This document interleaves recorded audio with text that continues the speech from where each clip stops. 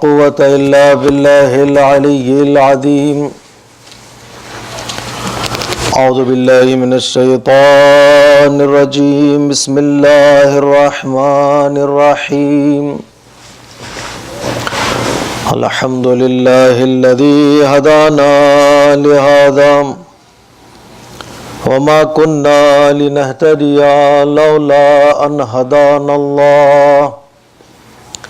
لقد جاءت رسل ربنا بالحق ثم الصلاة والسلام على سيد الأنبياء والمرسلين خاتم النبيين حبيب إله العالمين سيدنا ومولانا بالقاسم محمد. اللهم صل على محمد وآل محمد وعلى أهل بيته الطيبين الطاهرين المظلومين المعصومين الميامين.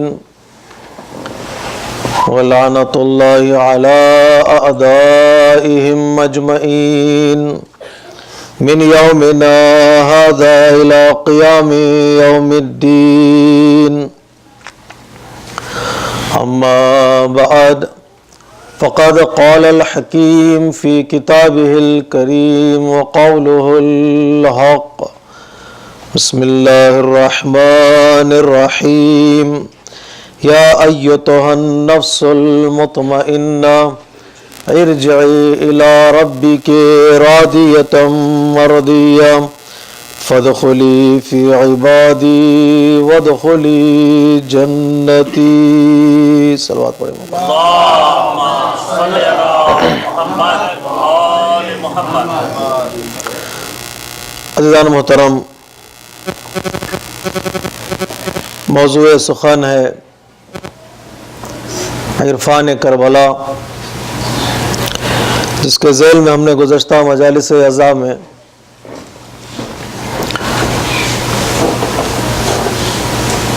اس کانسیپٹ اور اس مفروضے کی وضاحت کی کوشش کی، جس میں پروردگار عالم نے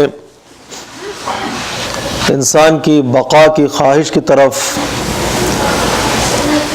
اشارہ کیا ہے کہ ہر انسان اس دنیا میں باقی رہنا چاہتا ہے، بقا چاہتا ہے، اور کوئی فانی نہیں ہونا چاہتا. تو یہ قانون پروردگار عالم نے قرآن مجید میں ذکر کیا ہے کہ اگر تمہاری زندگی اس قانون کے سائے میں ہوگی، اس قانون کے سائے میں گزرے گی، تو تم بھی باقی رہ جاؤ گے. اسی قانون کے تحت انقلاب کربلا بھی وجود میں آیا ہے. وہ قانون ہے کہ تم اپنے آپ کو اللہ کے حوالے کرو، اللہ تمہیں بقا عطا کرے گا. اس دنیا میں اور مادی طاقتوں میں نہ خود بقا ہے اور نہ وہ کسی کو بقا عطا کر سکتے ہیں. نہ قبیلہ، نہ خاندان اور نہ دولت اور نہ مقام و شہرت انسان کو بقا عطا نہیں کر سکتے. اگر کوئی چیز بقا عطا کر سکتی ہے تو انسان کا ایمان اور انسان کا اللہ سے رابطہ ہے. قرآن مجید نے صاف طور پر مختلف صورتوں میں اس کی طرف اشارہ کیا ہے کہ انسان سہارے ڈھونڈتا ہے عزت کے لیے، سہارے ڈھونڈتا ہے بقا کے لیے، سہارے ڈھونڈتا ہے حیات کے لیے، تو ان سہاروں کو قرآن مجید نے باطل قرار دیا ہے. سورہ تکاثر میں پروردگار عالم نے صاف طور پر اعلان کر دیا کہ بسم اللہ الرحمن الرحیم الہاکم التکاثر حتی زرتم المقابر کلا سوف تعلمون. کچھ لوگ کثرت کی بنا پر، کچھ لوگ میجارٹی کو لے کر یہ احساس کرتے ہیں کہ یہ کثرت اور یہ میجارٹی انہیں نجات عطا کرے گی. وہ بھول چکے ہیں کہ کثرت اور تعداد میں زیادہ ہو جانا یا قبیلہ خاندان انہیں نجات عطا نہیں کر سکتا، بلکہ دو قبیلے والے آپس میں لڑ پڑے کہ کس کے قبیلے کے افراد زیادہ ہیں. آج کی اصطلاح میں کس کے اوٹ زیادہ ہیں اور کس کے اوٹ زیادہ نہیں ہیں. دونوں آپس میں لڑتے رہے. جب دونوں برابر نکلے تو درمیان میں شیطان نے کہا کہ جب دونوں برابر نکلے تو چلو قبریں بھی گنتے ہیں, کس کے خاندان کی قبریں زیادہ ہیں اور کس خاندان کی قبریں کم ہیں. تو اس لیے قرآن مجید کہتا ہے جو قبیلے کے بنیاد پر فخر کرتے ہیں اور نجات حاصل کرنا چاہتے ہیں, شیطان انہیں قبرستان کا راستہ دکھا دیتا ہے. الہاکم التکاثر حتی زرتم المقابر, یہاں تک کہ انہوں نے مقبروں کی زیارت کی, قبروں کی زیارت کی, قبر بھی گننے لگے. تو قرآن صاف طور پر کہتا ہے کلا سوف تعلمون, بہت جلد وہ جان جائیں گے کہ قبر میں, حشر کے میدان میں کثرت کام نہیں آئے گی. اگر کوئی چیز کام آتی ہے تو وہ انسان کا عمل اور انسان کا ایمان ہے. یہ چیزیں انہیں بقا عطا نہیں کرتی ہیں. صاف طور پر قرآن مجید نے کہا قبیلہ, خاندان انسان کو نجات عطا نہیں کر سکتے. اور دوسرے سورے میں پروردگار عالم نے کہا مال و دولت, شہرت بھی انسان کے کام نہیں آئے گی. ویل لکل ہمزۃ لمزہ الذی جمع مالا وعددا یحسب ان مالہ اخلدا. وائے ہو چغل خوروں پر, وائے ہو چاپلوسی کرنے والوں پر, وائے ہو اس طرف کی بات وہاں لے جانے والوں پر اور وہاں کی بات یہاں لانے والوں پر. پروردگار کہتا ہے جہنم کا آخری درجہ ہے ان لوگوں کے لیے جو درمیان میں لڑانے کی کوشش کرتے ہیں, ادھر کی بات ادھر لے جاتے ہیں, ادھر کی بات ادھر لے آتے ہیں. اس کے بجائے کہ صلح کرائیں وہ فاصلے بڑھا دیتے ہیں.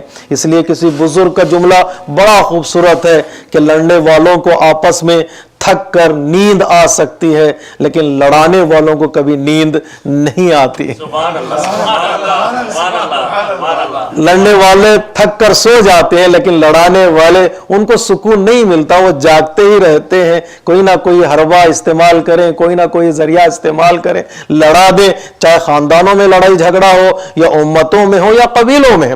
پروردگار کہتا ہے ان کے لیے جہنم کا آخری درجہ ہے, نچلا طبقہ, ان کو پروردگار وہاں داخل کرے گا. اس لیے کہ سماج میں زیادہ گڑبڑی, سماج میں فساد شروع ہوتا اور آگے بڑھتا انہی لوگوں سے جو درمیان میں رول ادا کرتے ہیں. اگر اتحاد کریں گے تو وہ جنتی ہوں گے, لڑا دیں گے تو وہ جہنمی ہوں گے.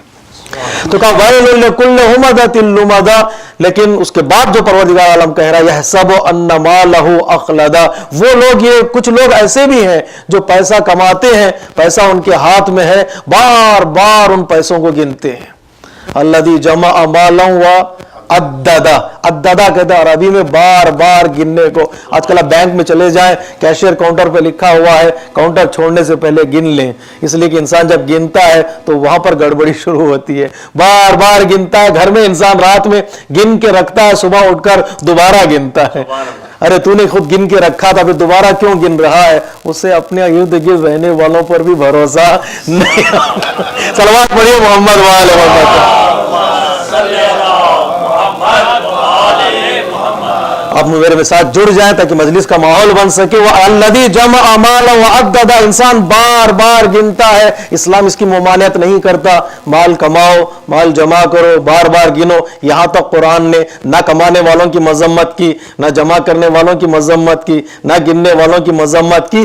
یہاں سے پیغام شروع ہوتا ہے يَحْسَبُ أَنَّ مَالَهُ أَخْلَدَ, وہ یہ سوچتا ہے پیسہ جمع کرنے کے بعد قبر میں مجھے پیسہ بچا لے گا, زندگی میرا نام پیسہ باقی رکھے گا, حشر کے میدان میں پیسہ مجھے بچا لے گا. قرآن کہتا ہے نہیں, کَلَّا لَيُنبَذَنَّ فِي الْحُطَمَةِ, ہم اس کو اس کے پیسوں کے سمیت جہنم میں جھونک دیں گے. اس لیے کہ پیسہ نجات کا ضامن نہیں ہے, اگر کوئی چیز نجات کی ضامن ہے تو اس کا ایمان ہے.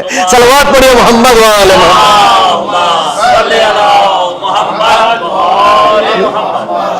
وہ نجات کا ضامن ہے, نہ قبیلہ نجات کا ضامن ہے, نہ پیسہ, نہ شہرت نجات کی ضامن ہے. پروردگار کس چیز سے میں نجات حاصل کر سکتا ہوں؟ سورہ حجرات میں پروردگار عالم نے پکار کر کہا اِنَّا أَكْرَمَكُمْ عِنْدَ اللَّهِ أَتْقَاكُمْ.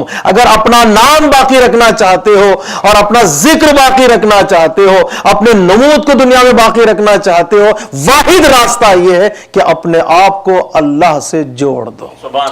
جتنا تمہارا اللہ اللہ سے رشتہ مضبوط ہوگا اتنا ہی اللہ تمہارے نام کو باقی رکھے گا. یہاں تک ہماری گفتگو تھی کہ انقلاب کربلا میں کیوں آج تک انقلاب کربلا باقی ہے؟ اس لیے کہ حسین نے اپنے انقلاب کو اللہ سے جوڑ دیا, اس رشتہ مضبوط رکھا, اذان سے لے کر سجدے تک ایک لمحے کے لیے بھی رشتے کو ٹوٹنے نہیں دیا. تو وعدہ پروردگار ہے جو میرے نام کو باقی رکھنے کی کوشش کرتے ہیں میں ان کے نام کو باقی رکھ دیتا ہوں.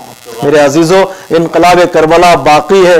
اور یہ جملہ کہہ دوں انشاءاللہ, یہ عرفانی جملہ ہے, آپ کے حوالے اس کی حفاظت کیجئے گا. انقلاب کربلا باقی ہے, بقا کی ذمہ داری ہماری نہیں ہے. یہ جملہ ذہنوں میں رکھیے گا. فرش عزاداری بچانا ہمارا کام نہیں ہے, اس لیے کہ بچانے کی ذمہ داری کس نے لی ہے؟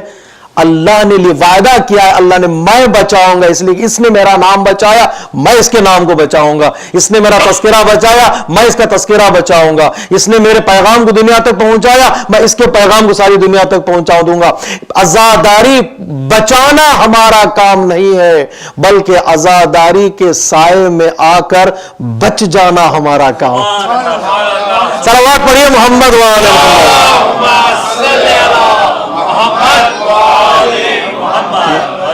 عزاداری بچانا ہمارا کام نہیں. تو یہاں غرور نہیں چلتا, یہاں پر تکبر نہیں چلتا. میں نہ ہوتا تو عزاداری نہ ہوتی, میں نہ ہوتا تو عزا خانہ نہ ہوتا, میں نہ ہوتا تو یہ نہ ہوتا, یہ نہ ہوتا, شاید میں نہ ہوتا تو مجھ سے بہتر کوئی ہوتا, اگر میں نہ ہوتا تو مجھ سے اعلیٰ کوئی ہوتا, وہ آ کر بچا لیتا. اس لیے کہ عزاداری بچانا میرا کام نہیں ہے, اس کے سائے میں اپنے گھر والوں کو لاؤں اور بچوں کو لے آؤں تاکہ سائے میں بھی بچ جاؤں, میرے گھر والے بھی بچ جائیں, میرے بچے بھی بچ جائیں. اس لیے علامہ ذیشان حیدر جوادی نے کہا عزا خانوں کو بچا لو, عزا خانے تمہارے بچوں کو بچا لیں گے. صلوات پڑھیے محمد وعلی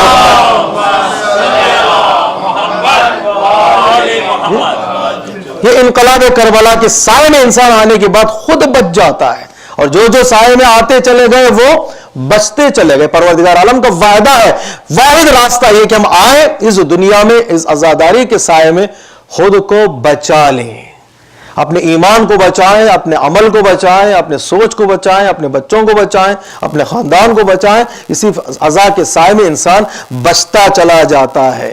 شرط یہ ہے میرے عزیزو, جو آج کی مجلس کا پیغام میرا ہے, دین کا پیغام ہے, معافی چاہتا ہوں, کہ شرط یہ ہے کہ اس فرش عزا پر آنا تو شاگرد بن کر آنا, استاد بن کر کبھی نہ آنا. اور اس فرش پہ آنا تو شاگرد بن کر آنا. یعنی کیا مفہوم کیا ہے, مطلب کیا ہے کہ جب بھی عزاداری یا انقلاب کربلا کے سائے میں آنا تو اپنی طرف سے کچھ لے کر نہ آنا, بل خالی ہاتھ ہو کر یہاں لینے کے لیے آنا. فرش عزا فقیر نہیں ہے کہ ہم عطا کریں, فرش عزا امیر اور سخی ہے, ہم بھکاری بن کر آئیں تو یہاں سے کچھ لے جائیں. شاگرد بن کر آنا, استاد بن کر نہیں. اس فرش پر کئی علم کے کھانے بکھرے ہوئے ہیں, کئی کھانے دسترخانے عزا پر بکھرے ہوئے ہیں, جہاں علم بھی ہے, عرفان بھی ہے, فلسفہ بھی ہے, جہاں پر تقویٰ بھی ہے, جہاں پر حکمت بھی ہے. جس چیز کی مجھے ضرورت ہے میں ضرورت کا احساس کر کے اس فرش پر آؤں تو میرا دامن بھر جائے گا. ضرورت کا احساس کر کے فقیر بن کر آؤں تو اس دروازے سے اٹھوں گا تو امیر بن کے اٹھوں گا. میں آؤں خالی ہاتھ اس دروازے سے لے جاؤ, میرا دامن بھر جائے گا, اور دامن بھرے گا ثواب پر بھی, ثواب کے اعتبار سے بھی اور انقلاب کے اعتبار سے بھی. دو رخ ہوتے ہیں کربلا کو دیکھنے کے, عزاداری کو دیکھنے کے دو رخ ہیں. ایک رخ ہے ثواب کا رخ اور ایک رخ ہے انقلاب کا رخ. اگر انقلاب کربلا کو ثواب کے رخ سے دیکھو گے تو دامن بھر جائے گا. ہر قدم پر ایک ثواب ہے, رونے پہ ثواب, رلانے پہ ثواب, رونے کی صورت بنانے پہ ثواب, پیاسوں کو پانی پلانے پہ ثواب, فرش عزا بچھانے پہ ثواب, تبرک کا اہتمام کرنے پہ ثواب, زیارت پڑھنے پہ ثواب, ماتم کرنے پہ ثواب, بیٹھنے پہ ثواب. ہر قدم پر ایک ثواب ہے. اگر انقلاب کربلا کو ثواب کی نظر سے دیکھو گے تو ثواب سے دامن بھر جائے گا, انقلاب کی نظر سے دیکھو گے تو زندگی بدل جائے گی. انقلاب کی نظر سے دیکھو گے تو زندگی بدل جائے گی. اس شرط یہ ہے کہ اس فرش پہ آنا تو شاگرد بن کر آنا, استاد بن کر نہیں, کچھ لینے کے لیے آنا, کچھ دینے کے لیے نہیں. ایک شرط ہے. دوسری شرط, اس فرش پہ آنا, اس انقلاب کے سائے میں آنا تو انا کو ہٹا کر آنا. یہاں غرور کی کوئی جگہ نہیں ہے, یہاں خواہشات نفس کے لیے کوئی جگہ نہیں ہے. یہاں یہ نہیں چلے گا میں چاہتا ہوں, یہاں چلے گا حسین کیا چاہتے ہیں. اس لیے پیغمبر اسلام نے یہ نہیں کہا حسین صرف تمہارے لیے وسیلہ ہے. پیغمبر اسلام نے کہا حسین کون ہے؟ کشتی نجات ہے. یہ بہت خوبصورت حدیث ہے, کشتی نجات. ان الحسین مصباح الہدی و سفینۃ النجات. سفر کے لیے دو چیزوں کی ضرورت ہے, ایک وسیلہ اور ایک نور. اور حسین نور بھی ہے, حسین وسیلہ بھی ہے. ہدایت کا نور اور نجات کی کشتی. اور کشتی کے باہر کھڑے ہو کر کشتی کی تعریف کرنے سے نجات نہیں ملے گی. سبحان اللہ. کیوں کہا پیغمبر اسلام نے کشتی؟ کشتی کے باہر ساحل پر کھڑے ہو کر کوئی کشتی کی تعریف کرے, کتنی خوبصورت کشتی ہے, اس کی چمک دیکھو, اس کی دمک دیکھو, اس کا رواں ہونا دیکھو, اس کا ٹہرنا دیکھو, اس کا لنگر دیکھو, اس کے بادبان دیکھو. کشتی کے باہر کھڑے ہو کر کشتی کی تعریف کرنے سے نجات نہیں ہوگی جب تک کشتی میں سوار نہیں ہو جاتے. غور کیجیے گا میرے عزیزو, جب تک کشتی میں سوار نہیں ہو جاتے. اور جب کشتی میں سوار ہو گئے, یا علی مدد کہہ کر کشتی میں سوار ہو گئے, اب یہ کشتی نجات ہے. اور کشتی کا کوئی ناخدا ہے, کشتی کو کوئی چلانے والا ہے. وہاں میرا اختیار نہیں چلے گا کہ میں جدھر چاہوں کشتی کو موڑ لوں. اس لیے اس کشتی کا ناخدا ہے حسین. کشتی کو اشارہ کرنے والے ہیں عباس, کشتی کو آگے بڑھانے والے ہیں علی اکبر, کشتی کو سجانے والے ہیں قاسم, کشتی کے انتظامات کرنے والے اور حبیب مسلم. یہ 72 سپاہی کام کرنے والے ہیں. میرا کام کیا ہے؟ نجات حاصل کرنا. یا علی کہہ کر کشتی میں سوار ہو جانا. اب یہ کشتی چل رہی ہے, وہاں میری انا نہیں چلے گی, حسین کا اشارہ چلے گا. صلوات پڑھیے محمد وعلى محمد. وہاں میری انا نہیں چلے گی, میرا غرور نہیں چلے گا, میری خواہش نہیں چلے گی. میرا دل یہ کہتا ہے ایسا ہونا چاہیے, نہیں, حسین یہ کہتے ہیں تو ویسا ہونا چاہیے. صلوات پڑھیے محمد وعلى محمد. اب کشتی کے ناخدا کون ہے؟ حسین. وہ جس طرف موڑیں گے کشتی کو ہمیں جانا ہے, وہاں پر ہماری نگاہیں حسین کے ہونٹوں کی طرف ہوں. معشوق اشارہ کرے تو عاشق جان قربان کرے. آنکھیں آنکھوں کی نگاہیں ہمارے ہونٹوں کی طرف ہو. وہ کہیں بڑھو تو بڑھے, وہ کہیں رک جاؤ تو رک جائیں. جہاں قربانیاں, یہ محبت قربانیاں مانگتی ہے, یہاں انانیت نہیں چلتی ہے, یہاں غرور نہیں چلتا ہے, یہاں پر قربت تواضع اور انکساری چلتی ہے. جتنا سر جھکا کر یہاں آؤ گے اتنا ہی سر بلند ہو کر جاؤ گے. جتنا سر جھکا کر آؤ گے اتنے ہی سر بلند ہو کر جاؤ. یقین نہیں آتا تو حور کو دیکھ لو, آنکھوں پہ پٹی باندھ کر جب سر کو حسین کے قدموں پر رکھا تو حسین نے اٹھا کر سینے سے لگا لیا. اگر حسین کے دل تک پہنچنا ہو تو پہلے قدموں پر سر جھکانا سیکھو. صلوات پڑھیے محمد وعلى محمد.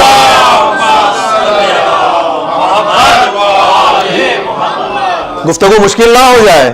یہاں پر آنا تو سر جھکا کر آؤ. رضوان بھی اپنا عہدہ بھول گیا. رضوان جنت بھی آسمان سے لباس لے کر تو آیا, اس نے نہیں کہا دروازے پر آنے کے بعد میں رضوان جنت ہوں. اس لیے اس میں تھوڑا بہت انانیت نظر آتی ہے. عہدیدار اس دروازے پر آیا, یہاں عہدیدار بھی آتے ہیں تو تاج اور سر سے تاج کو اتار دیتے ہیں, یا تاج رکھ کر نہیں آتے. رضوان جنت بھی آ کر یہ نہیں کہہ رہا ہے کہ میں رضوان ہو آ رہا ہوں, وہ دروازے پر آ کر کہہ رہا ہے میں دربان ہوں جو آیا ہوں. صلوات پڑھیے محمد وعلى محمد. خواہش نہیں چلے گی, خواہشات یہاں نہیں چلے گی. انکساری اور تواضع بہت اہم معنی رکھتا ہے یہاں پر.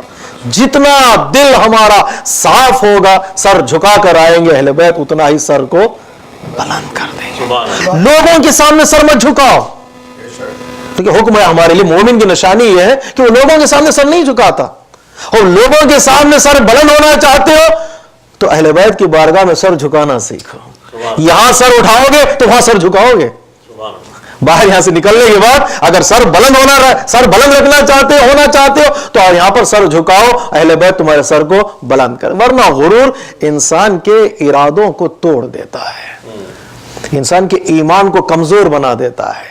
اس لیے میر انیس نے کہا کہ سو رہے ہیں ان کو جگا دوں، گناہ کا بوجھ جو گردن پہ ہم اٹھا کے چلے، خدا کے آگے خجالت سے سر جھکا کے چلے۔ ہر شعر کے لیے 10-15 منٹ چاہیے۔ گناہ کا بوجھ جو گردن پہ ہم اٹھا کے چلے، خدا کے آگے خجالت سے شرم سے سر جھکا کے چلے۔ ہر انسان کہتا میں اکڑ کے بات کرتا ہے، بھائی کتنے گناہ اگر تمہیں پتا چل جائے، تمہاری فہرست کتنی طویل ہے، کبھی اکڑنا ہی چھوڑ دو گے، اکڑنا ہی چھوڑ دو۔ اکڑتا تو مردہ ہے، جو اکڑ جاتا ہے وہ مردہ ہے۔ مولا کائنات فرماتے ہیں، یہ خطبہ ہے نہج البلاغہ میں مولا کائنات کا، جس میں مولا کائنات نے خطبہ ارشاد فرمایا بغیر الف والا خطبہ۔ ابھی آپ آن لائن آپ ویب سائٹس پہ کسی بھی سرچ کریں گے وتھاؤٹ الف خطبہ امیر المؤمنین وتھاؤٹ الف، تو آپ کو مل جائے گا وہ خطبہ۔ کہ ایک صحابی نے کہا مولا سے کہ جنگ کے میدان سے جب وہ واپس آ رہے تھے تو کہا مولا ایک ایسا خطبہ ارشاد فرمایا جس میں کوئی الف ہی نہ ہو۔ فوراً مولا کائنات نے ایسا خطبہ ارشاد فرمایا جس میں الف ہی نہیں ہے۔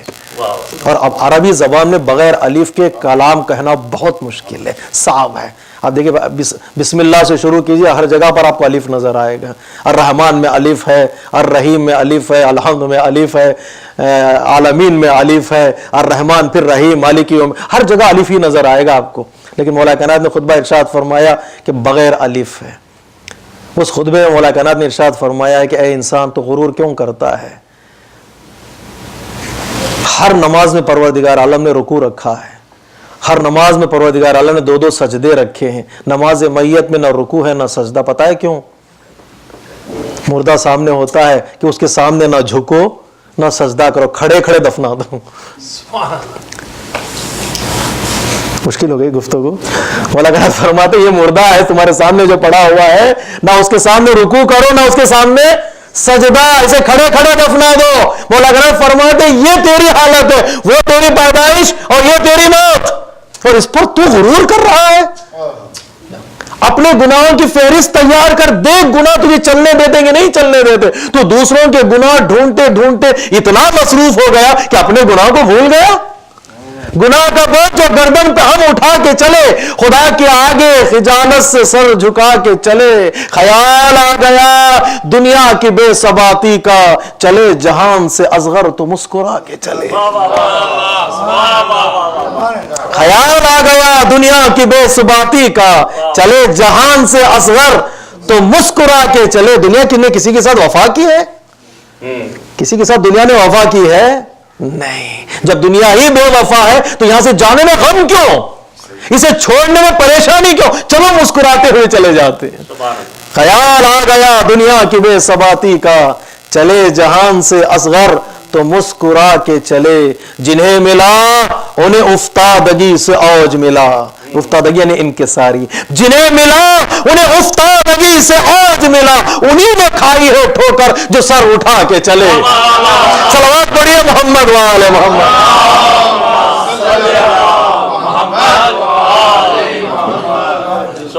افتادگی درخت، کامیاب درخت کون سا درخت ہے جس کی ٹہنیاں جھک جاتی ہیں؟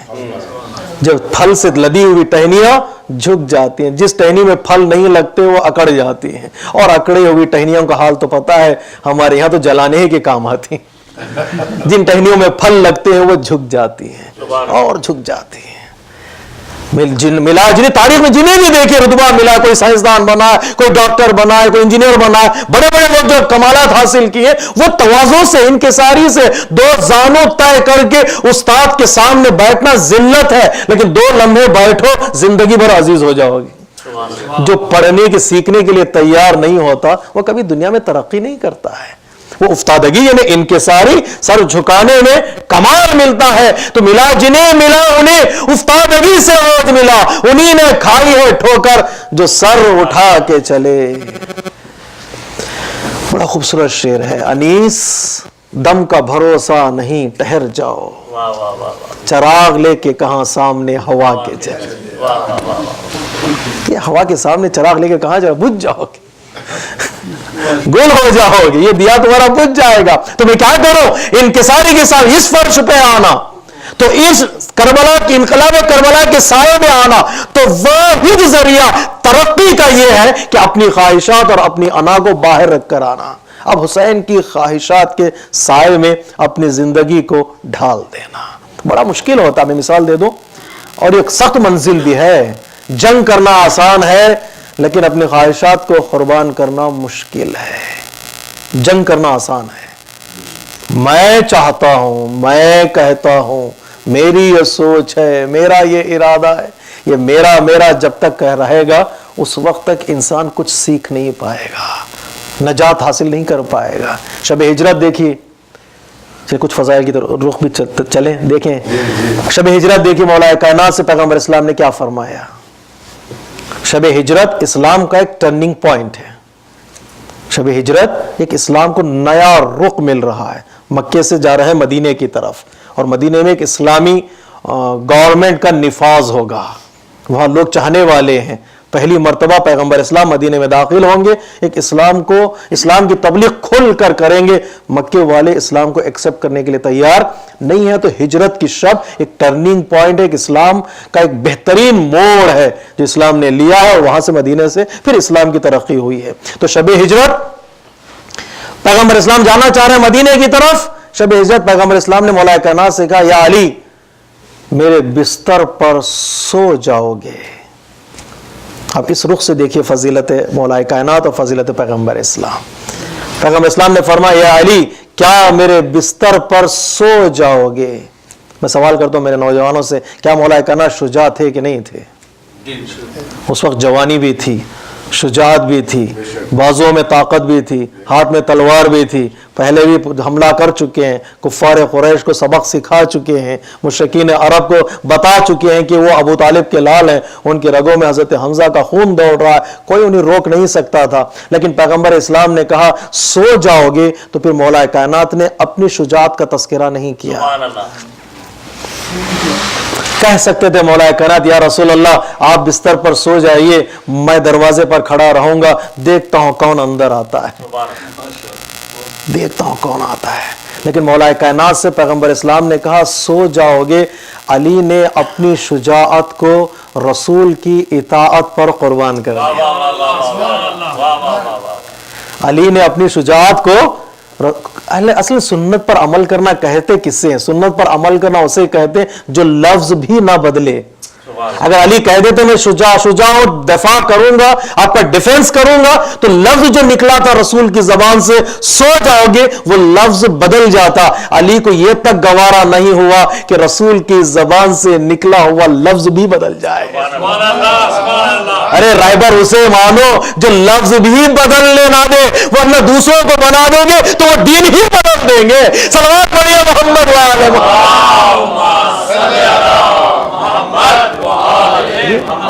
لفظ بھی بدلنے نہیں دیا. مولا کائنات نے کہا میری شجاعت رسول کی اطاعت پر قربان. دل چاہ رہا تھا جہاد کرو, لیکن رسول نے کہا سو جاؤ گے, سو گئے.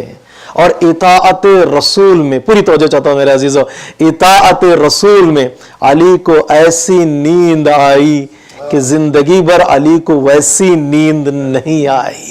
یہ سکون کہاں سے ملا؟ سکون اطاعت رسول سے ملا. اب ہم بھی سکون چاہتے ہیں, سکون دوائیوں سے نہیں ملتا, سکون ملتا ہے اطاعت رسول اور اطاعت امام سے. علی نے ثابت کیا ایسی نیند علی کو آئی کہ زندگی بھر علی کو ویسی نیند نہیں آئی. بے جھجک, بے خوف و خطر تلواروں کے سائے میں سو گئے. جوش ملیابادی کہتے ہیں جس روز مدینے کو سدھارے تھے پیمبر, اس روز برادر کی جگہ پر تھا برادر. کسے کہتے ہیں بھائی, کسے کہتے ہیں؟ جس روز مدینے کو سدھارے تھے پیمبر, اس روز برادر کی جگہ پر تھا برادر. ہر چند کے تیغوں کی چمک تھی سر بستر, سوتا تھا بڑے چین سے تانے ہوئے چادر.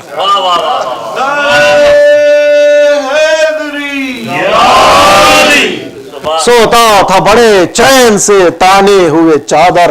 دنیا میں کوئی ایسا جری ہو نہیں سکتا جس طرح یہ سوئے تھے کوئی سو نہیں سکتا. صلوات پڑھیے محمد وعلى محمد.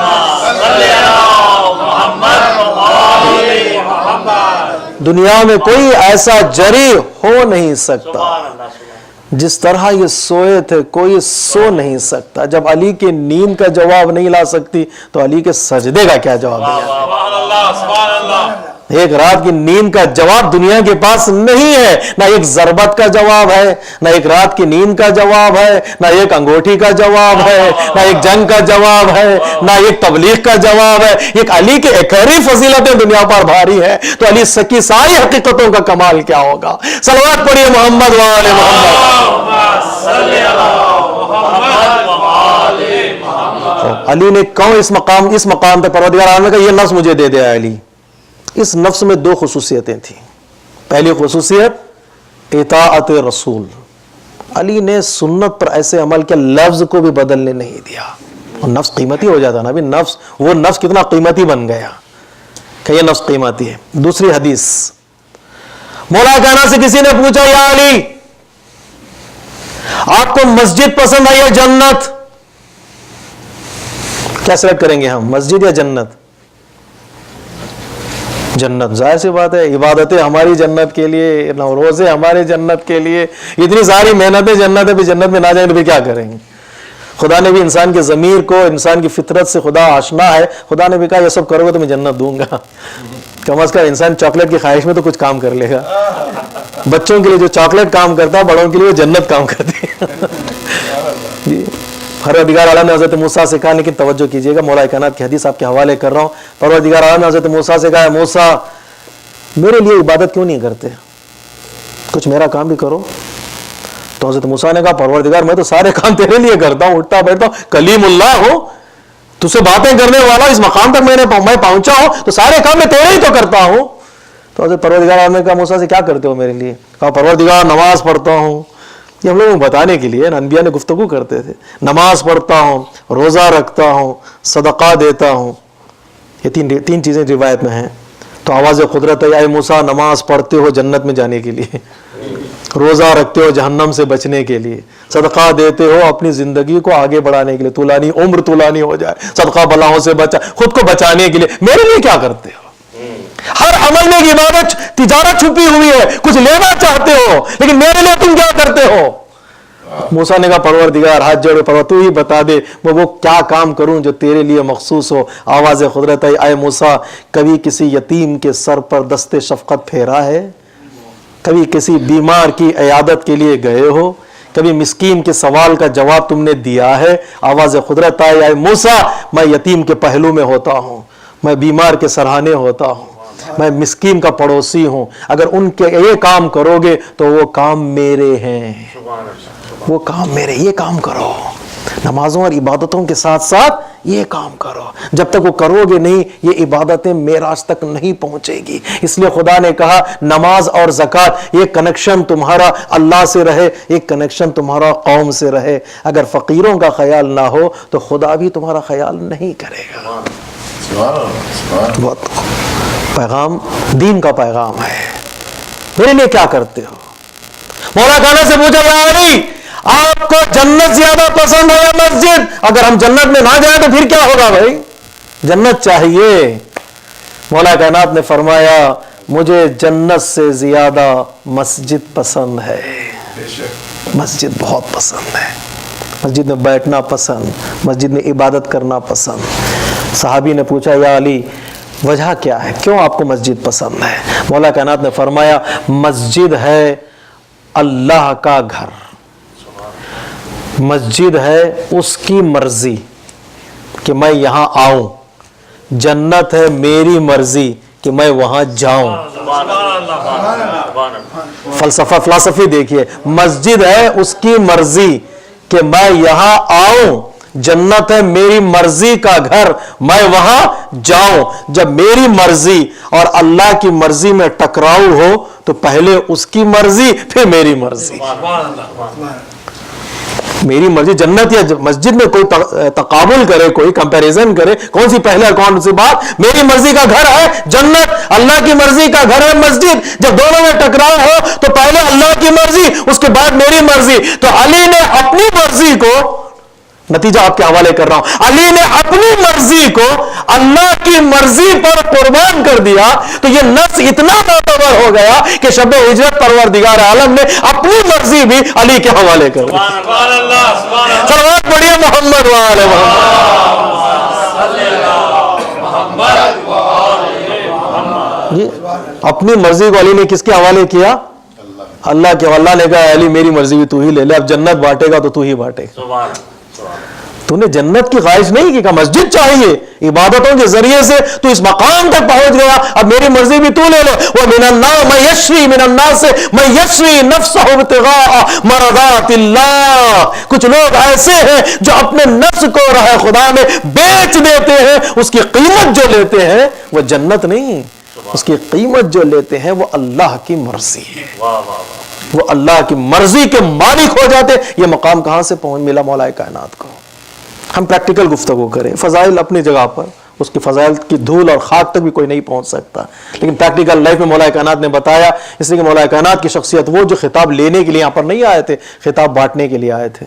آپ کو معلوم ہے اہل بیت اس لیے نہیں آئے کہ ہم ان کی تعریف کریں تو وہ خوش ہو جائیں گے, نہیں, اہل بیت اس لیے آئے تھے کہ آپ ہماری تاریخ کو پڑھو, تم سنور جاؤ, ہمارے کمالات کو دیکھو, تم خود صاحب کمال بننے کی کوشش کرو. وہ بانٹنے کے لیے آئے تھے, لینے کے لیے نہیں. کوئی انہیں امام کہے یا نہ کہے وہ امام ہے, کوئی انہیں معصوم کہے یا نہ کہے وہ معصوم ہے, کوئی انہیں عالم کہے یا نہ کہے وہ عالم ہے. اگر کہہ دے تو فائدہ ہمارا ہے, نہ کہے تو نقصان ہمارا ہے.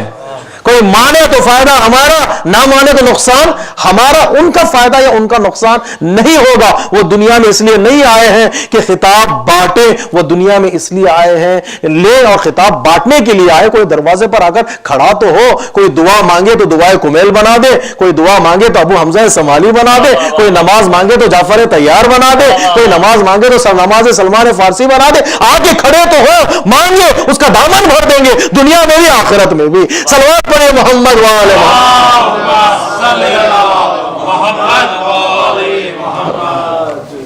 تو کیا ہے مولا کائنات اس مقام تک پہنچے کہ اپنی مرضی کو اللہ کی مرضی پر قربان کر دیا. اللہ نے کہا میری مرضی بھی لے لے. سائے رحمت میں بھی رہ کر غار میں کوئی روتا ہے, سایہ رحمت میں بھی رہ کر غار میں کوئی روتا ہے, چھاؤں میں ننگی تلواروں کے چین سے کوئی سوتا ہے. سائے رحمت میں بھی رہ کر غار میں کوئی روتا ہے, چھاؤں میں ننگی تلواروں کے چین سے کوئی سوتا ہے. ہو گئی الٹی ہجرت کی شب فطرت دنیا اے ناشر. آج تک دنیا یہی کہتی تھی کہ سونے والا کھوتا اور جاگنے والا پاتا ہے, لیکن اس محاورے کو مولا کائنات نے الٹ دی. ہو گئی الٹی ہجرت کی شب فطرت دنیا اے ناشر, سونے والا پاتا ہے اور جاگنے والا کھوتا ہے. صلوات پڑھیے محمد وآل محمد.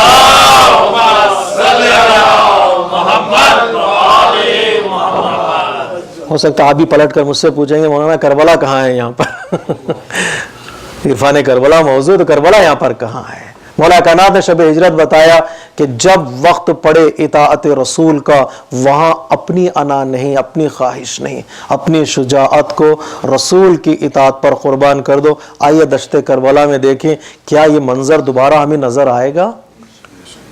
مولا عباس کی ولادت کیوں ہوئی تھی؟ مولا عباس کی خواہش مولا کائنات نے کی کیوں تھی؟ مولا عباس کا ایک لقب ہے تمنا علی, علی کی تمنا. تمنا کیوں کی تھی مولا کائنات؟ نماز شب میں آرزو کیوں کی تھی کہ ایک ایسا بیٹا ہو جو میرے حسین کے کام آئے دشت کربلا میں. حضرت عباس کو کہتے ہیں ثانی حیدر. کیوں ثانی حیدر کہتے ہیں ہم؟ ان کی ولادت ہوئی تھی کربلا کے لیے. کئی مقام پر مولا حسین حضرت عباس کو روکا. جب مولا امام حسن کی جنازے پر تیر چلائے گئے, مولا حسین نے کہا نہیں, ابھی جنگ نہیں, ابھی جہاد نہیں. امام نے روک دیا. خیمے جب ہٹائے گئے, امام نے کہا ابھی نہیں, ابھی نہیں. آخری لمحے تک, عصر عاشور تک خیموں میں پیاس کی آواز بلند تھی, بچے تل ملا رہے تھے, بچے طلبگار تھے پانی کے, بیویاں خواہش کر رہی تھی کوئی ہو جو ہمارے لیے قیام کرے. سقائے اہل بیت عباس ہیں, پردے کی حفاظت کرنے والے عباس ہیں. یہ سارا ماحول, جنگ کا ماحول موجود تھا. ہاتھ میں تلوار, بازوؤں میں طاقت, جوانی. کربلا میں 2 ہی سپاہی بننے کے قابل تھے, دو فرد تھے جو سپاہ، آج کل کے جو فوجی قوانین ہیں اس فوجی قوانین کے تحت دو ہی سپاہی بننے کے قابل تھے، ایک عباس اور ایک اکبر، بقیہ سارے یا تو بچے تھے یا بوڑھے تھے۔ 13 سالہ قاسم، 8 سالہ ہونا محمد، 8 اور 7 سال، 6 سالہ حضرت علی، 6 ماہ حضرت علی اصغر، یا مسلم بن اوسجا جو 70 سال کے اوپر، 80 سال کے اوپر حبیب ابن مدائر، یہ اور سارے بوڑھے تھے یا بچے تھے، یہ دو ہی تھے جوان جو دشت کربلا میں فوجی بننے کے قابل تھے، سپاہی بننے کے، ایک عباس اور دوسرے اکبر۔ جنگ کا ماحول موجود، جوانی موجود، تلوار بازوؤں میں طاقت، لیکن عباس کی نگاہ حسین کے ہونٹوں پر۔ ایک حکم ہو جہاد کا، جائیں جہاد کریں۔ مولا امام حسین کے زبان سے نکلا ایک لفظ، وہ ہے پانی۔ بچوں کے لیے پانی کی سبیل کر دو بس۔ جو ہی پانی کا لفظ نکلا، عباس نے یہ نہیں کہا میری شجاعت کیا ہوئی، میری تلوار کہاں چلی جائے، میرا جہاد کا موقع کہاں جائے گا، جنگ کا ماحول، میں جنگ کرنا چاہتا ہوں۔ عباس نے اپنی شجاعت کو امام کی اطاعت پر قربان کر دیا۔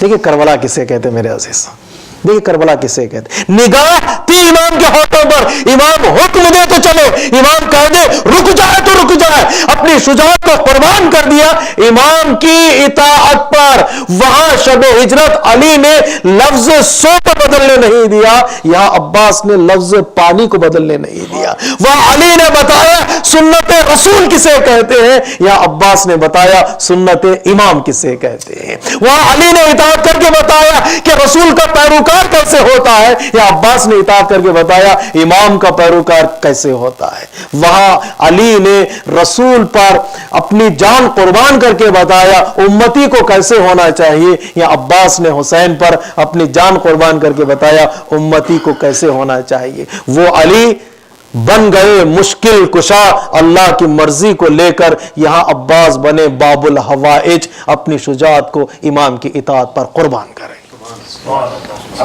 یہ قربانی ہے، یہاں پر قربانیوں کا نتیجہ ہے، یہاں پر ایثار کا نتیجہ ہے۔ یہاں یہ نہیں چلی میری خواہش ہے میں جنگ کروں، نہیں، امام کی کیا خواہش ہے، امام چاہتے کیا ہے، امام جو چاہے وہی ہوگا۔ اس لیے حضرت ابو الفضل عباس کو کہتے ہیں ثانی حیدر، اس لیے کہ حیدر نے جو سبق شب ہجرت پڑھایا تھا وہ وہی سبق دہرایا دشت کربلا میں ابو الفضل عباس نے۔ اسے کہتے آپ کو کہتے ہیں ابو الفضل عباس، یہ میرا موضوع نہیں ہے لیکن میں اشارہ کر دو، ایک بعض لوگ کہتے ہیں ابو الفضل کیوں کہتے ہیں حضرت عباس کو؟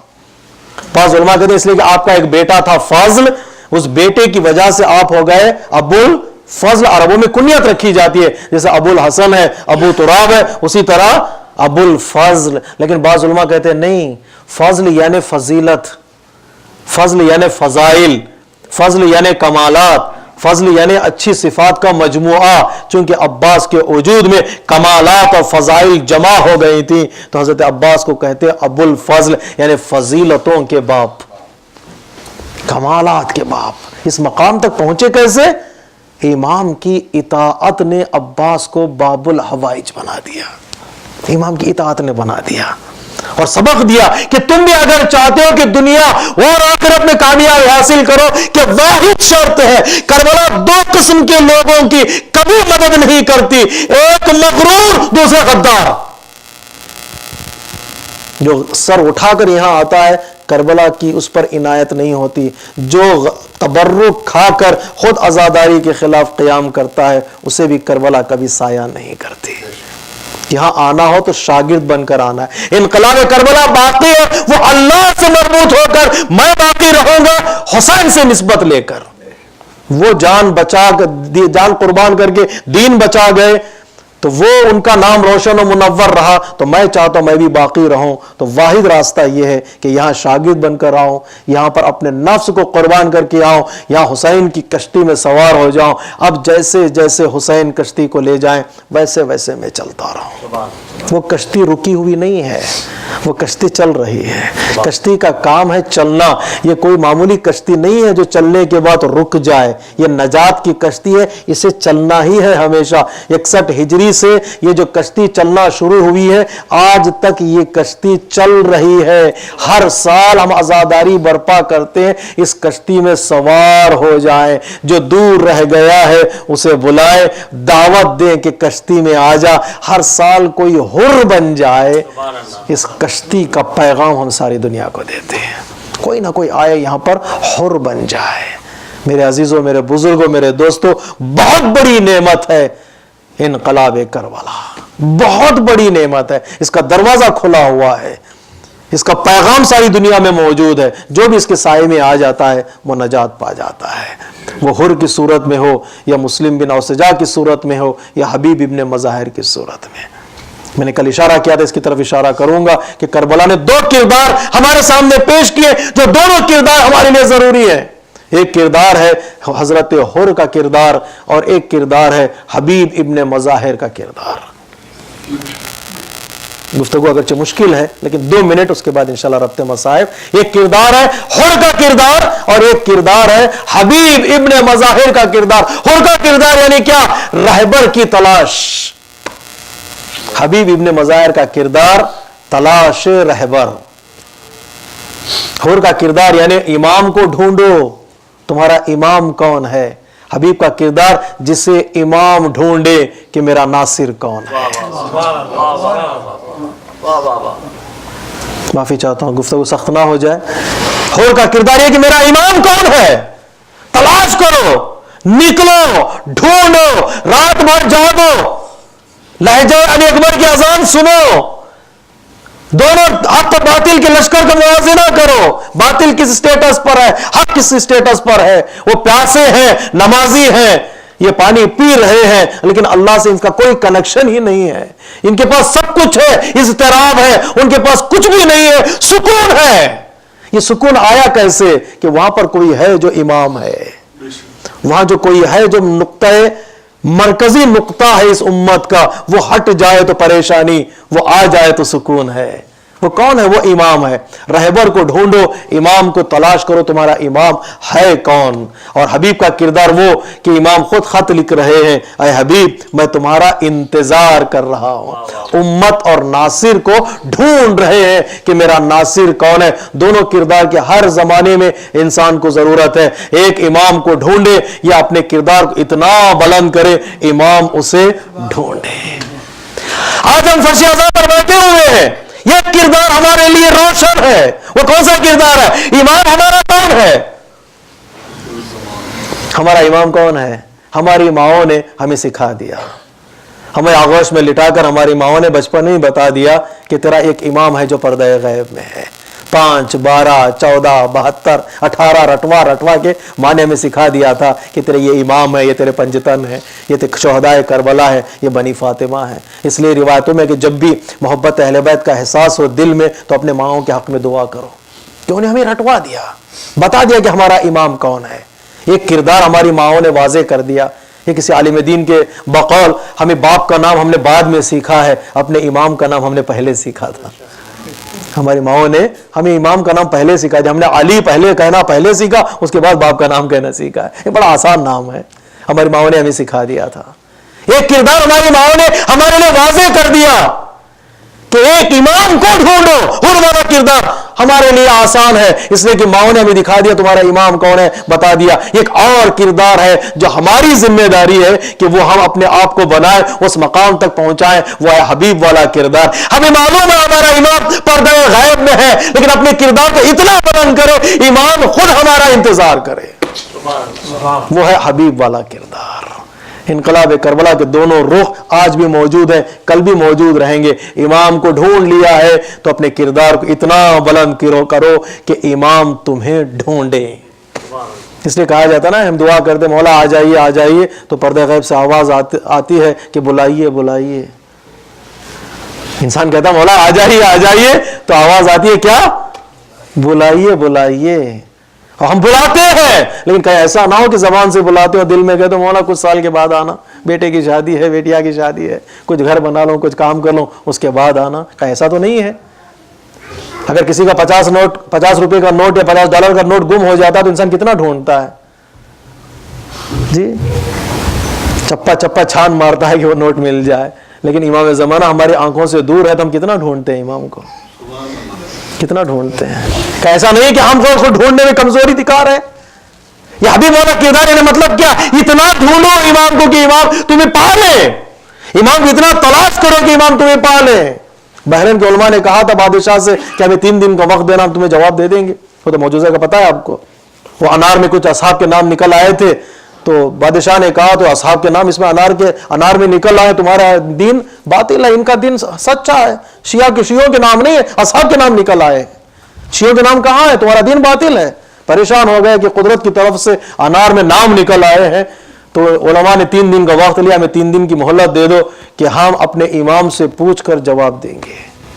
गए जंगल में, दुआएं की, मुनाजातें की, परवरदिगार तो हमारे इमाम को भेज दे, इस वक्त हमारा इमाम मदद नहीं करेंगे तो इमाम का दीन खतरे में है। एक दिन दुआएं की, दूसरे दिन दुआएं की, तीसरे दिन दुआ की। जब दुआ खत्म हुई, जवाल का वक्त आया, फिर दुआ की, गुरूब का वक्त आया तो इमाम तशरीफ लाए और इमाम ने कहा इसका जवाब यह है कि जाओ फलां वजीर के घर में एक सांचा रखा हुआ है, जब अनार बीज की शक्ल में था तो वो सांचा उसमें रख दिया था, उस सांचे में कुछ नाम मौजूद है, वो सांचा लगा दिया गया था। जो जो अनार बढ़ता गया वो नाम उस अनार में जाहिर हो गए। वो अनार का कमाल नहीं, वो सांचे का कमाल है जो बनाया गया, उसमें नाम खुदवाए गए हैं। इमाम ने जवाब दिया तो वो जवाब लेकर बादशाह के पास गए। तारीख में मुफस्सल किस्सा मौजूद है, वाकया मौजूद है, लेकिन वहां पर उलमा और इमाम के ज़माने के दरमियान जो गुफ्तगू हुई है, गुफ्तगू का ये एक जुमला ये तारीख में लिखा हुआ है कि उलमा ने इमाम से पूछा, मौला हम 3 दिन से दुआ कर रहे हैं, आप 3 दिन बाद क्यों तशरीफ लाए? आज की मजलिस का तोहफा है मेरे अजीज। मौला हम 3 दिन से दुआ कर रहे हैं, आप 3 दिन बाद क्यों तशरीफ लाए? इमाम ने उन उलमा से कहा, जब मेरे आने का इतना ही यकीन था तो 3 दिन का वक्त लिया क्यों? जब मेरे आने का इतना ही यकीन था तो 3 दिन का वायदा क्यों किया? आधे घंटे का वायदा कर लेते, 10 मिनट के बाद का वायदा कर लेते। मेरे आने के यकीन में कमजोरी है तो 3 दिन बाद का वायदा तुमने लिया। अगर यकीन होता तो फौरन मुझे तलब करते तो मैं आ जाता। तुम्हारे बुलाने में कमी हो सकती है, हमारे आने में कमी कभी नहीं हो सकती। तुम्हारे बुलाने में कमी हो सकती है, हमारे आने में नहीं है। कि हबीब वाला किरदार यानी क्या? अपने किरदार को इतना बुलंद करो कि ईमान हमें याद करे, इमाम हमें याद कर। हम मुंतजिर हैं, वो मुंतजर, वो मुंतजिर है, हम मुंतजर। हम मुंतजिर हैं कि वो आ जाएं, वो मुंतजिर है कि हम बुलाएं। हम तैयारी करें, अपने किरदार को इतना बुलंद करें कि इमाम हम पर भरोसा करके आ जाए। यही माना है इंतज़ार का। इंतज़ार यानी इंतज़ाम, इंतज़ार यानी तैयारी, इंतज़ार यानी खुद को आमादा करना। इनकलाब करबला के साये में हम लोग कभी हुर का पैगाम देते हैं, कभी हबीब का पैगाम देते हैं। जो इमाम को ढूंढ नहीं पाया है वो ढूंढ ले तो हुर बन जाए, जो इमाम को ढूंढ चुका है अपने किरदार को इतना बुलंद कर ले कि वो हबीब बन जाए। ये फर्श अज़ा का फ़लसफ़ा, ये करबला की देन है, ये इरफान करबला है, ये करबला शनासी है। इसके साये में आने के बाद इंसान या हुर बनेगा या हबीब बनेगा। किसी खतीब ने खूबसूरत मौजू छेड़ दिया है, एक है ट्रायंगल H फैक्टर है करबला में, हुसैन, हुर और हबीब। एक ट्रायंगल है, एक मुसल्लस है, जो जहां भी मुसल्लस मजबूत हो जाता है वो मुसल्लस कामयाब, वो दीन कामयाब। सारा दीन उसी ट्रायंगल के दरमियान में है, हुर, हबीब और हुसैन। ये इनकलाब करबला की देन, जिसके साये में आने के बाद इंसान अपनी ज़िंदगी गुजारता है। दश्ते करबला में हुसैन ने सारी कुर्बानियाँ दी, सारी कुर्बानियाँ राह खुदा में पेश की कि वो दीन बच जाए। और इनकलाब करबला के बाद, असर आशूर के बाद, उस इनकलाब के पैगाम को अगर किसी ने दुनिया के गोशे गोशे में पहुँचाया तो वो ज़ैनब व सज्जाद है। 2 कदम ज़ैनब ने चलकर 2 कदम सज्जाद ने इनकलाब करबला को आम कर दिया। इसलिए अल्लाह डॉक्टर अली शरीयती कहते हैं, जो चले गए वो हुसैनी हो गए, जो रह गए हैं वो ज़ैनबी हो जाएं, तीसरा रास्ता फिर नहीं है। जो चले गए वो हुसैनी हो गए, जो रह गए हैं वो ज़ैनबी काम करे। फिर तीसरा रास्ता हमारे पास नहीं है कि चुप रह जाने वाला रास्ता नहीं है, दूसरा रास्ता हमारे पास है, वो ये कि ज़ैनब का काम करें। अब ज़ैनब का काम यानी क्या? हुसैन के मकसद को फैलाएं, हुसैन के पैगाम को दुनिया में फैलाएं और फर्श आज़ा बिछाएं, इसलिए कि ये अमानत है हज़रत ज़ैनब सलामुल्लाह अलैहा की। जब सैयद सज्जाद ने पूछा था, फूफी अम्मा रिहाई मिल रही है, क्या करें, मदीना जाएं या करबला जाएं? तो उस अली की बेटी ने कहा था, दूर अंदेश खातून ने कहा था, बसीरत वाली खातून ने कहा था, नहीं, पहले फर्श आज़ा बिछाएं, यजीद के घर में हुसैन की जीत का ऐलान करें, फर्श आज़ा बिछाकर हमसे बैयत तलब करने वालों, तुम हार गए, हुसैन जीत गया। उस मकाम पर ज़ैनब कुबरा ने फर्श आज़ा बिछाई। आज आसान है कि इंसान अब फर्श आज़ा बिछाए, ठंडी छाँव में बैठकर हुसैन पर आंसू बहा ले, वो वक्त बड़ा मुश्किल था ज़ैनब के लिए। ज़ैनब ने कहा हम आज़ादारी बर्पा करेंगे, घर खाली करवाया गया, बीबियाँ वहाँ पर जमा हुई। जब बीबियाँ जमा हो गई तो ज़ैनब ने एक मसनद बिछाई, मसनद पर सैयद सज्जाद से कहा, बेटा तुम बैठ जाओ, इनकलाब का आशूरा से लेकर आज तक हमने तुम्हें पुरसा नहीं दिया, तुम वारिसे हुसैन हो, ज़ैनब का पुरसा कबूल करो। तवाहिद इमाम है दश्ते दुनिया में, तारीख़ मज़लूमियत में, जिसने एक पल में 72 का पुरसा लिया। कभी असगर का पुरसा लिया, कभी अकबर का पुरसा लिया, कभी कासिम का पुरसा लिया, कभी हुसैन का पुरसा लिया। एक मर्तबा ज़ैनब ने कहा, बेटा सज्जाद कह दो कि लुटा हुआ सामान हमें वापस कर दे। शहदा के सर उन दरमियान बीबियों के बीच में आने लगे, हर एक शहीद का सर आता गया, मुतअल्लिका बीबी क़याम करती, उस सर को अपने आगोश में लेती और मसाइब को बयान करना शुरू कर देती। जब सर आते रहे तो एक ऐसा भी सर आया जिस सर को देखने के बाद बीबियों ने क़याम किया। ज़ैनब कुबरा ने कहा, अस्सलामु अलैका या हिलाल फातिमा बिन्त मोहम्मद, ऐ फातिमा के चाँद, ऐ फातिमा के चांद, तुझ पर मेरा सलाम हो। ये रुसा फातिमा का लाल जब आया बीबियों के दरमियान, बीबी ज़ैनब कुबरा ने सलाम किया तो कटे हुए सर से आवाज आई, बहन एक बार फिर मुझे सलाम करना। अरे किसी ने करबला से लेकर आज तक मुझे सलाम नहीं किया। अरे लोगों ने मारा तो पत्थर मारा, अरे मेरे सर की बेहुरमती की, किसी ने मुझे सलाम नहीं किया। अली की बेटी मुझे फिर सलाम करना, अस्सलामु अलैका या अबा अब्दुल्लाह, ऐ बंदगान खुदा के बाप, ऐ अब्दुल्लाह के बाप, तुझ पर हमारा सलाम हो। शोहदा के सर तकसीम हो गए, बीबियों की चादरें आने लगी, एक एक बीबी की चादर तकसीम हो गई, लुटा हुआ सामान आया। जब चादरें तकसीम हो गई तो एक चादर रह गई, एक छोटी सी चादर, उस चादर को ज़ैनब कुबरा ने बुलंद किया, शाम की जिंदान का रुख किया। बेटी अरे सबसे ज्यादा राही मांगने वाली, अरे घर ढूंढने वाली, अपने हाथों से चेहरे को छिपाने वाली, लो तुम्हारी चादर आ गई सकीना, अरे तुम्हारी चादर आ गई। ज़ैनब ले गई चादर, कब्र सकीना पे रख दिया। मैं बेटी ये तुम्हारी अमानत तुम्हारे हवाले। ये लुटा हुआ काफिला करबला से चलमत कचाम से चलने लगा, करबला की तरफ कुछ दूर ये काफिला चला था। ज़ैनब को कुछ याद आया, कहा बेटा सज्जाद रुक जाओ।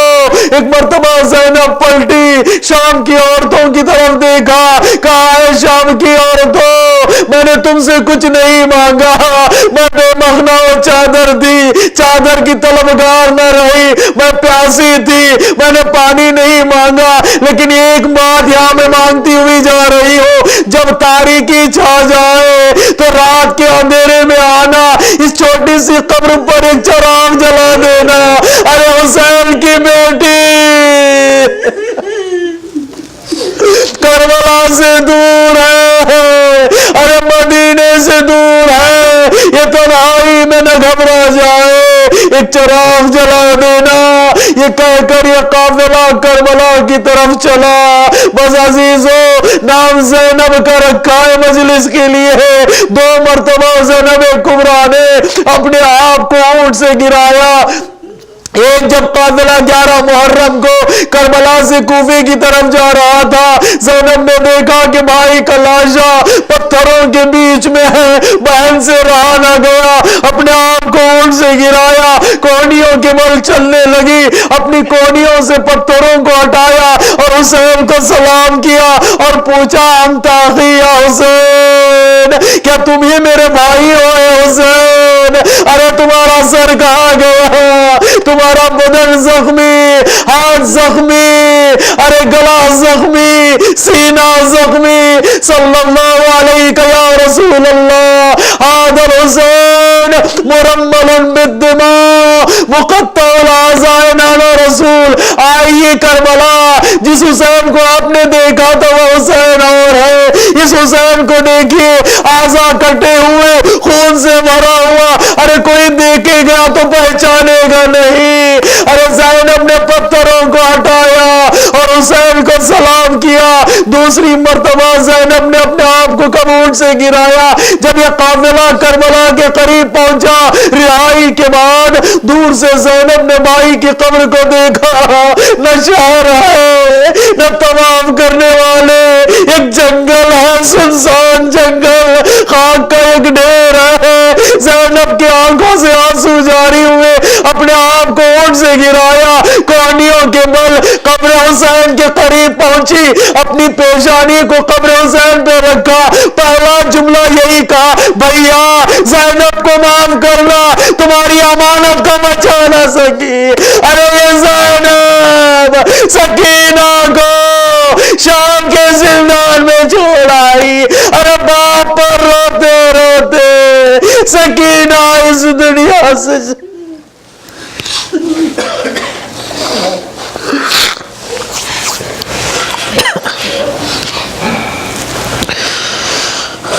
علی لعنت اللہ علی القوم الظالمین۔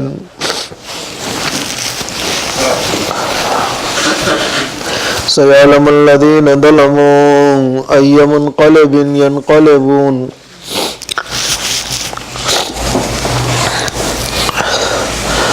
السلام عليك يا أبا عبد الله